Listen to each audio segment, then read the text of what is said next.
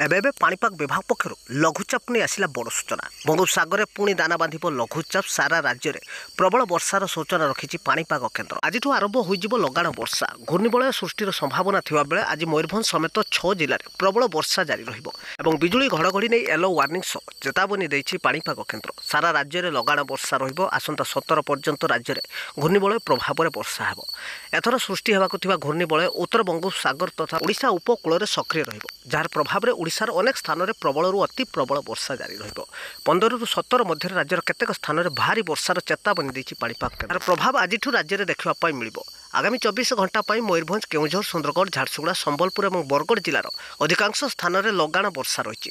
प्रबल वर्षा थिबारु पाणीपाग केन्द्र 7 ରୁ 11 सेंटीमीटर मध्य वर्षा नहीं चेतावनी दि जाइछि एवं बिजुली घड़घड़ी संभावना थिबारु सतर्क रहिबा पई पाणीपाग विभाग अलर्ट जारी हेबा सह लघुचाप केउंठी सृष्टि हेबो एने पाणीपाग विभाग एबे नुआ रिपोर्ट जारी करछि। तेबे निश्चय जानतु लघुचाप केउंठी सृष्टि हेबो। आगामी 24 घंटा केउ सब जिलामानकु प्रबल वर्षा सह आसंता काली राज्य में लघुचाप प्रभाव में केउ सब जिलामानकु प्रबल अति प्रबल वर्षा नहीं पाणीपाग विभाग सतर्क रहिबा पई कुआ जाइछि।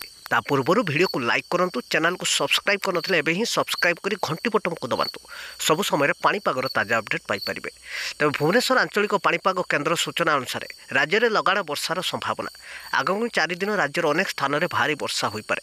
उपकूल समेत उत्तर में प्रबल वर्षा थिबारु पाणीपाग केन्द्र येलो वार्निंग जारी होइछि।